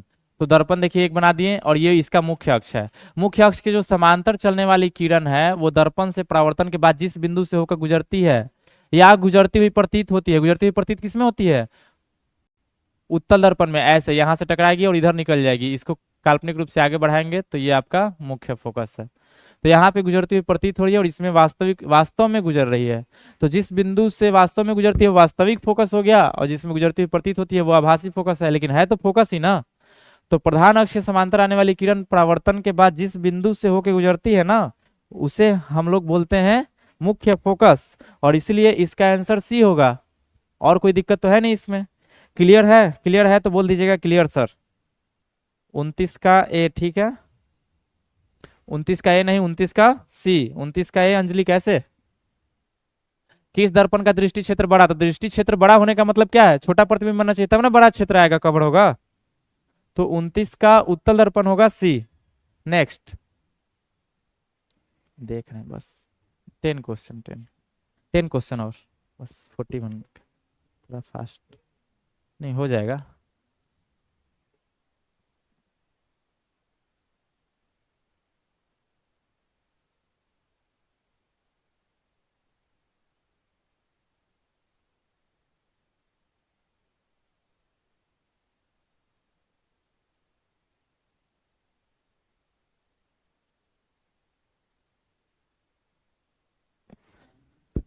हाँ तो बच्चों थोड़ा सा ध्यान दीजिएगा, आज हम लोग का क्लास थोड़ा लेट हो रहा है, तो इसमें जो अगला क्लास आने वाला है सिद्धांत सर का आप लोग के लिए, तो वो थोड़ा सा लेट से स्टार्ट होगा, तो घबराइएगा नहीं।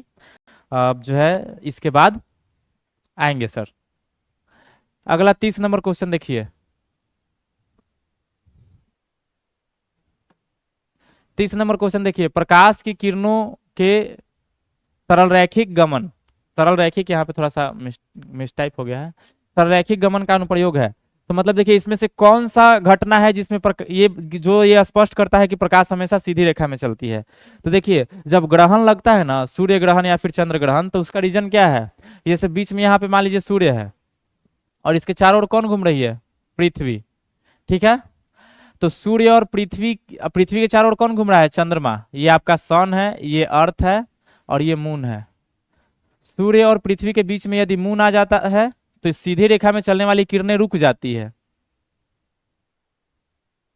जिससे हमें क्या दिखाई देता है? सूर्य ग्रहण। क्योंकि सूर्य हमें अच्छे से दिखाई नहीं देता है पृथ्वी पर। पृथ्वी पर सूर्य की किरणें आएगी तब ना हमें सूर्य दिखाई देगा, तो सूर्य नहीं दिखाई दे पाता है अच्छे से, तो उस कंडीशन में सूर्य ग्रहण होता है। ठीक है, तो ये सूर्य ग्रहण भी हो गया किसमें? सूर्य, ये सरल रैखिक गमन का एक उदाहरण। इसके अलावा चंद्र ग्रहण में भी यही होता है। चंद्र ग्रहण में क्या होता है कि चंद्रमा जो है, चंद्रमा के पास अपना प्रकाश तो होता नहीं है, और चंद्रमा चला जाता है ऐसे पृथ्वी से छिप जाता है, तो इसका प्रकाश जितना इस पे पड़ेगा उतना ही ना ये रिफ्लेक्ट करेगा। तो पूरा पूरा प्रकाश इस पे जाता नहीं है और पूरा रिफ्लेक्ट नहीं कर पाता है, इसलिए इसका कुछ भाग दिखाई नहीं देता है। तो सूर्य ग्रहण हो या चंद्र ग्रहण, दोनों कंडीशन में सूर्य की प्रकाश की सीधी रेखा में गमन करने का ही अनुप्रयोग होता है, और तारों के चमकने में इसका कोई योगदान नहीं है। अगर प्रकाश की किरणें सीधी आए तभी हमें तारे चमकते हुए दिखाई देंगी, और टेढ़ी मेढ़ी होकर आए तभी हमें तारे जो है चमकते हुए दिखाई देंगे। तो इसका आंसर हो जाएगा ऑप्शन ए और बी, यानी कि आंसर है डी। नेक्स्ट 30 का आंसर बताइए आप लोग।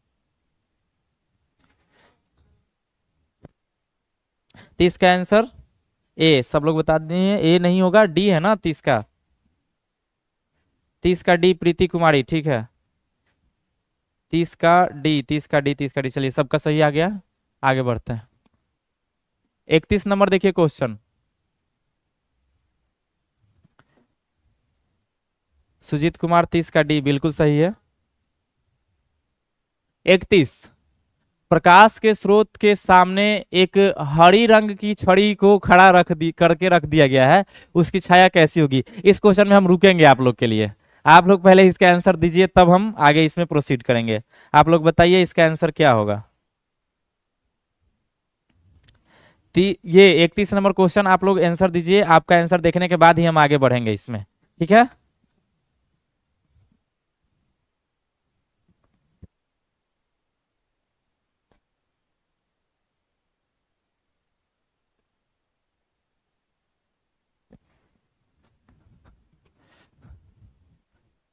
इकतीस का आंसर बताइए आप लोग, आपका इंतजार कर रहे हैं हम। 31 का आंसर हल्का क्वेश्चन है, देखते हैं आप लोग बता पाते हैं कि नहीं।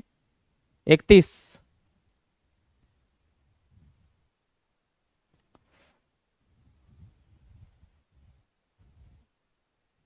सर। सर।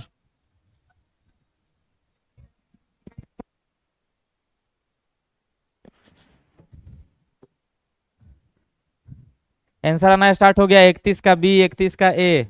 कंफ्यूजन है आप लोगों में। 31 का आंसर बताइए। कोई लाल रंग की बोल रहे हैं, कोई काले रंग की। और बताइए 31 का। देखिए, अब चाहे कोनो रंग के वस्तु हो, प्रतिबिंब तो हमेशा काला ही ना बनेगा। ऐसा थोड़ी है कि अलग रंग का वस्तु है तो उसका प्रतिबिंब अलग रंग का बन जाएगा।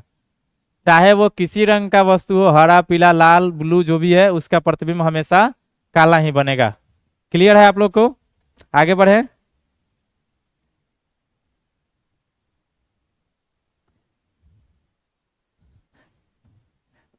31 का। 31 का ए जो जो बोल रहा है ना, एक बार प्रतिबिंब बना के देखना सब। रंगीन वस्तुओं का रंगीन प्रतिबिंब थोड़ी बनता है। प्रतिबिंब बोल रहे हैं, रंगीन वस्तुओं का छाया रंगीन थोड़ी होता है। यहाँ पे प्रतिबिंब का बात नहीं हो रहा था, छाया ना, छाया की ना बात हो रही है। छाया। छाया कैसी होगी। तो छाया तो हमेशा काली होती है।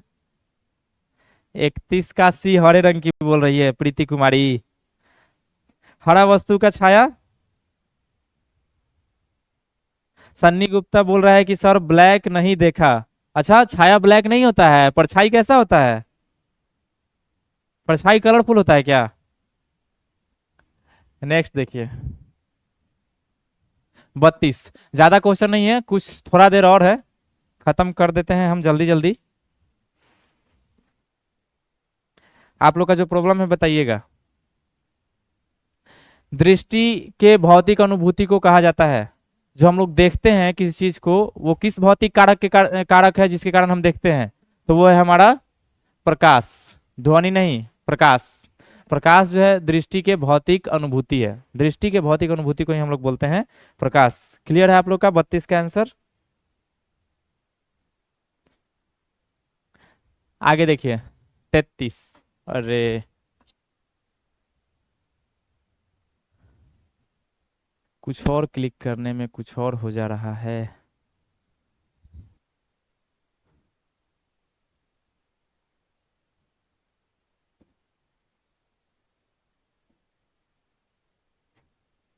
कहाँ तक हो गया था आप लोग का। 32 का आंसर आया सबका। 32 का ए बिल्कुल सही, 32 का ए होगा। 32 का ए।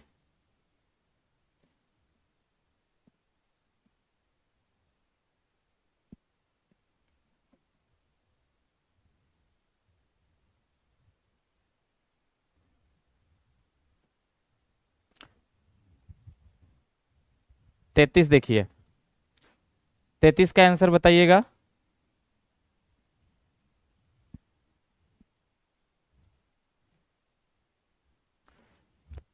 प्रकाश एक रूप है किस चीज का।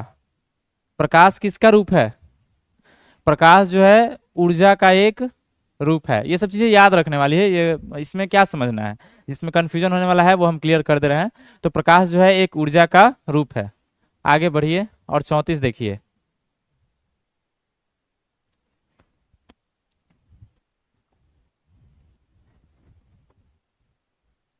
34। 32 का ए, 33 का बी। 33 का बी बिल्कुल सही है। सन्नी गुप्ता, प्रियंका कुमारी 33 का बी, अमन 33 का बी, ठीक है। सुजीत कुमार 33 का बी, सन्नी गुप्ता 33 का बी, बिल्कुल सही। प्रियंका कुमारी, ये क्या हो गया, वो थोड़ा सा प्रॉब्लम हो गया था, कट गया था गलती से। चलिए ठीक है, 34 नंबर क्वेश्चन देखिए। शीशा या कांच किस प्रकार का माध्यम है? समांगी, सॉरी, प्रकाशिक या अप्रकाशिक या दोनों या इनमें से कोई नहीं? तो देखिए, हम जो है प्रकाशिक माध्यम किसे कहते हैं? वैसा माध्यम जिससे प्रकाश गुजर सकता है उसे हम प्रकाशिक माध्यम कहते हैं। और शीशा हो या कांच, इससे प्रकाश गुजर सकता है ना, तो इसलिए ये हो जाएगा प्रकाशिक माध्यम। क्लियर है? 34 का ए, इसका आंसर तो बड़ा ही जल्दी आ गया, यानी कि आप लोग कमेंट ही लेट से कर रहे हैं, हमें लग रहा है कि फंस रहा है। 35,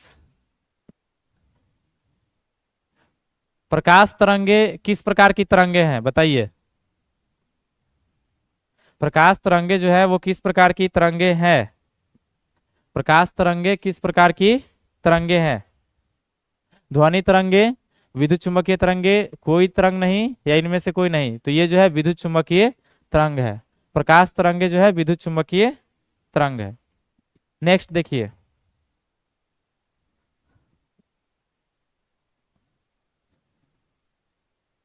छत्तीस,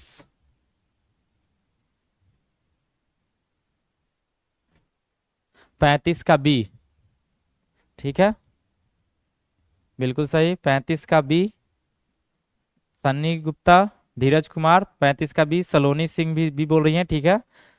रोशन, सुजीत, सुजीत तुम, अच्छा डिलीट कर दिया। किरणों के समूह को क्या कहते हैं? सबसे पहले तो यही पढ़ाया जाता है, लगता है कि थोड़ा सा चैप्टर क्या चलता है आप लोग को, सबसे पहले यही बताया जाता है कि प्रकाश के गमन पथ को किरण कहते हैं और किरणों के समूह को किरण पुंज या प्रकाश पुंज कहते हैं। तो आप किरण पुंज भी बोल सकते हैं, प्रकाश पुंज, इसलिए इसका आंसर सी हो जाएगा, दोनों, किरण पुंज या प्रकाश पुंज। 36 का आंसर बताइए आप लोग। 37,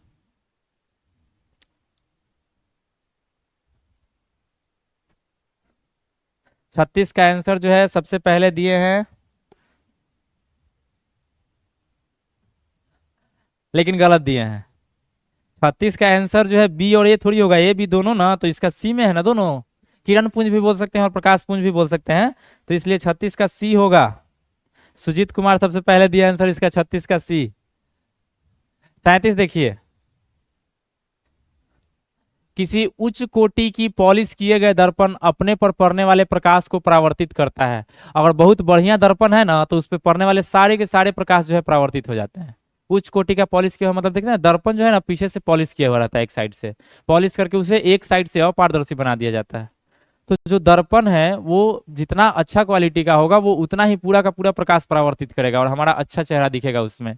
तो जो उच्च कोटि के पॉलिश किए गए ये दर्पण होते हैं ना, वो प्रकाश को पूर्ण रूप से परावर्तित कर देते हैं। 37 का ए हो जाएगा आपका।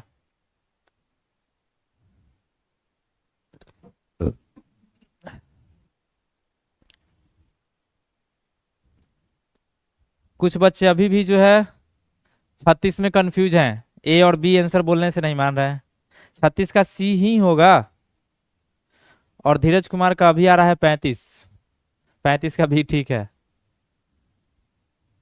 37, 37 का ए बिल्कुल सही, 37 का ए सबका आ गया आंसर। आगे देखिए 38, बस 3 क्वेश्चन और है इसके बाद।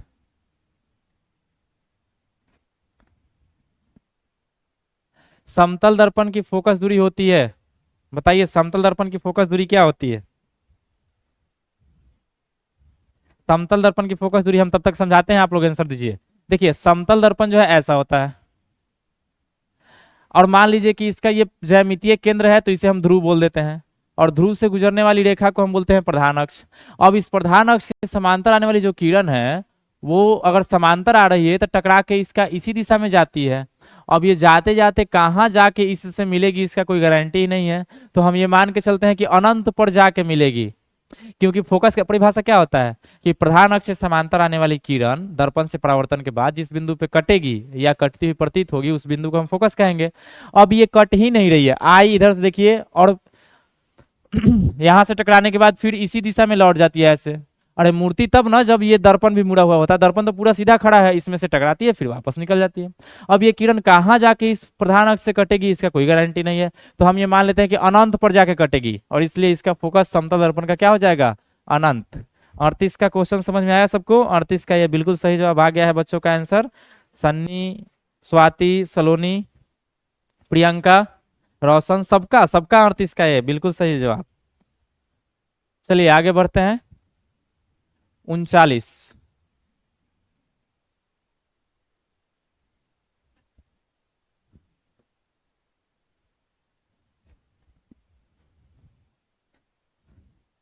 अवतल दर्पण के सामने वास्तु नहीं वस्तु,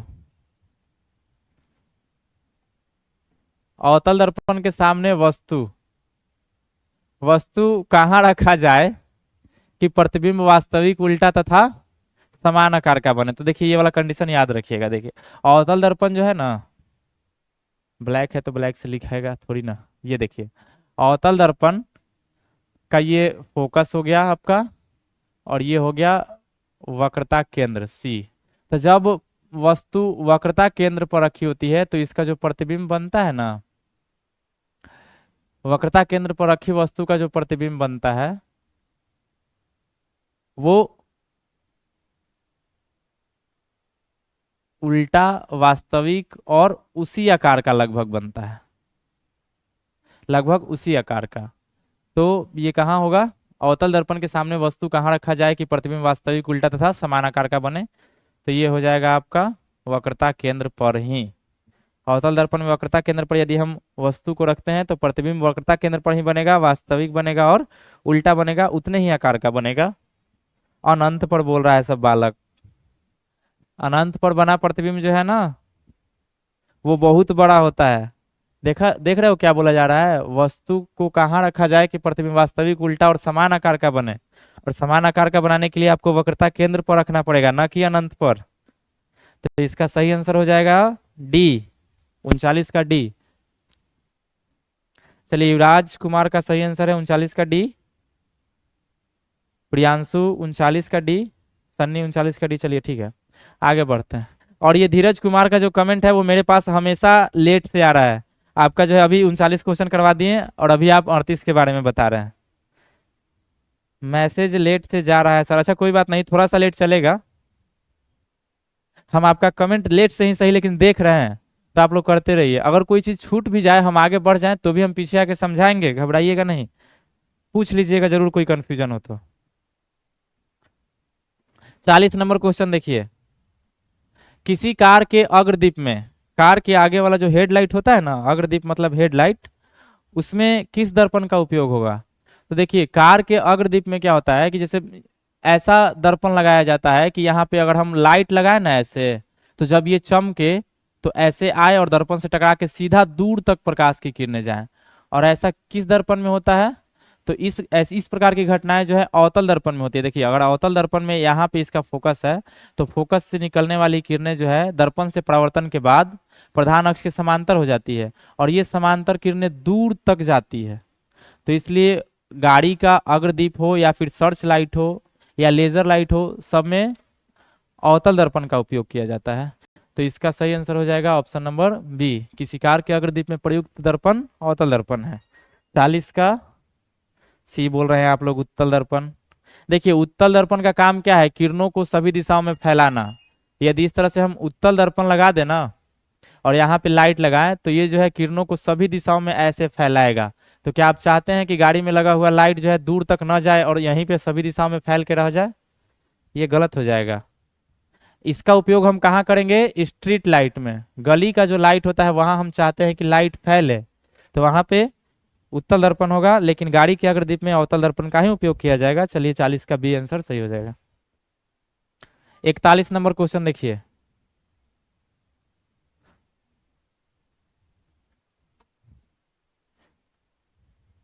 इकतालीस, दंत विशेषज्ञ दांतों का बड़ा प्रतिबिंब देखने के लिए किस दर्पण का प्रयोग करते हैं?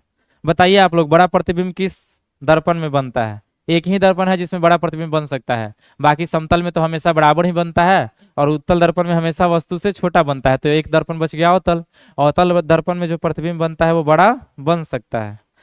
प्रियंका कुमारी पूछ रही है कल भी क्लास चलेगा। क्लास तो डेली चलेगा, लेकिन किस सब्जेक्ट का चलेगा ये आपके कम्युनिटी पोस्ट में डाला हुआ रहेगा। कम्युनिटी चेक करते रहिएगा इस चैनल का, वहां पे पता चलेगा आपको कि किस सब्जेक्ट का क्लास है। क्लास रेगुलर चल रहे हैं, ठीक है। दंत विशेषज्ञ दांतों को बड़ा देखना चाहते हैं, तो किसी भी चीज को बड़ा देखने के लिए हम कौन सा दर्पण लगाएंगे? अवतल दर्पण। इसका सही आंसर हो जाएगा ऑप्शन नंबर बी, ठीक है। 41 का बी बिल्कुल सही आंसर आ रहा है आप लोगों का। 41 का बी, सन्नी, रोशन, अभिषेक, स्वाति, सबका सही आंसर है 41 का बी। और आज के लिए इतना ही था क्वेश्चन। बताइए आप लोग को इतना सारा क्वेश्चन बना के कैसा लगा? क्या आप लोगों को कुछ कॉन्फिडेंस फील हो रहा है, या फिर कुछ कुछ गलतियां थी जो सुधर रही है? बताइए आप लोग का ये सेशन कैसा लगा। लास्ट में जो है कमेंट बॉक्स में भी कुछ कमेंट करके जाइएगा, ठीक ना। ये चैट बॉक्स तो थोड़ा देर में बंद हो जाएगा लाइव खत्म होने के बाद, तो कमेंट बॉक्स में भी कुछ लिख दीजिएगा आप लोग अपने तरफ से। और लास्ट तक आप हमारे साथ बने रहे इसके लिए बहुत बहुत धन्यवाद। और अपना पढ़ाई जारी रखिएगा, रिवीजन करते रहिएगा। जल्द ही जो है आपका ऐप प्ले स्टोर पे आ जाएगा, और ऐप में आपको पीडीएफ वगैरह प्रोवाइड करा देंगे, तो फिर आपको लिखना नहीं पड़ेगा। उसके लिए थोड़ा सा बैच परचेज करना होगा। तो जब ऐप हम लोग का चालू हो जाएगा तो हम वीडियो बना के आप लोग को सूचना दे देंगे। तब तक के लिए क्लास मिस नहीं कीजिएगा, जो भी क्लास चले सबको याद करते जाइएगा। सुजीत कुमार बोल रहे हैं गलती तो बहुत सुधरा है सर, बिल्कुल सुधरते रहेगा। अमन राज बहुत ही अच्छा सर, बिल्कुल। नवरात्रि का हार्दिक हार्दिक शुभकामनाएं, आप लोग को भी बहुत सारा शुभकामनाएं। और आप लोगों ने जो इतना सारा आंसर दिया, इसके लिए आंसर जो दान किए ना आप लोग इतना सारा, इसके लिए आपको जो है मनेर के सभी देवी माताओं का आशीर्वाद। बहुत अच्छा सर, थैंक यू इस तरह का फीडबैक देने के लिए आप लोग को। तब मिलते हैं कल, फिर हम लोग सेशन को यहीं पे खत्म करते हैं। नेक्स्ट क्लास आप लोग कम्युनिटी चेक करते रहिएगा कि कौन से सब्जेक्ट का है। सब्जेक्ट में ध्यान रखना है, क्लासेस डेली चलेंगे। आप लोग डेली आपको जो है 6 बजे लाइव आ जाना है, मतलब देखते रहना है कि कौन सा लाइव आ रहे हैं। टाइमिंग तो दिया हुआ रहेगा कम्युनिटी में। और क्लास किसी दिन भी खाली नहीं है, ठीक ना। हाँ, अगर मान लीजिए दशहरा नजदीक आ जाए, 8वीं 9वीं जो है अगर क्लास बंद रहना होगा, तो उसके लिए भी सूचना दिया जाएगा आप लोग को कि आज के बाद से क्लासेस 2 या 4 दिन बंद रहेंगे। बाकी जो है मिलते हैं हम लोग अगले क्लास में, तब तक के लिए धन्यवाद। पढ़ाई करते रहें।